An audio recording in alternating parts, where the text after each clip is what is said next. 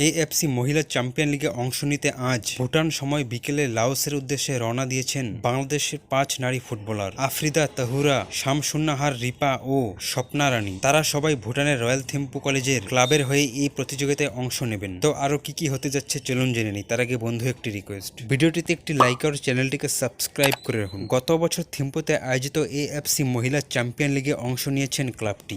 এবার তাদের খেলা অনুষ্ঠিত হচ্ছে লাওসে। এবারের আসরে রয়্যাল থিম্পু কলেজের হয়ে শুধুমাত্র এএফসি চ্যাম্পিয়ন লিগে খেলতে নিবন্ধিত হয়েছেন বাংলাদেশের দলের অধিনায়ক আফ্রিদা ও অভিজ্ঞ ফরওয়ার্ড স্বপ্না রানী। টুর্নামেন্ট শেষে তারা দেশে ফিরে আসবেন। অন্যদিকে বাংলাদেশের বাকি 3 ফুটবলার তহুরা, শামসুন্নাহার ও রিপা ভুটানের ঘরোয়া লিগে রয়্যাল থিম্পু কলেজের হয়ে নভেম্বর পর্যন্ত খেলবেন। উল্লেখ্য, ভুটানের এই ক্লাবটি গত আসরের লিগের চ্যাম্পিয়ন। গত বছর ক্লাবটির হয়ে বাংলাদেশের ঋতুপর্ণা খেললেও নিবন্ধন জটিলতায় মাঠে নামতে পারেননি দেশের অন্যতম সেরা ফরওয়ার্ড সাবিনা খাতুনও। বাংলাদেশ নারী দল 2 বার সাব চ্যাম্পিয়ন হলেও এখনও দেশের কোনো ক্লাব এএফসি মহিলা চ্যাম্পিয়ন লিগে অংশ নিতে পারেননি। অন্যদিকে প্রতি বছর নিয়মভাবেই এই প্রতিযোগিতায় অংশ নিচ্ছে ভুটানের ক্লাব।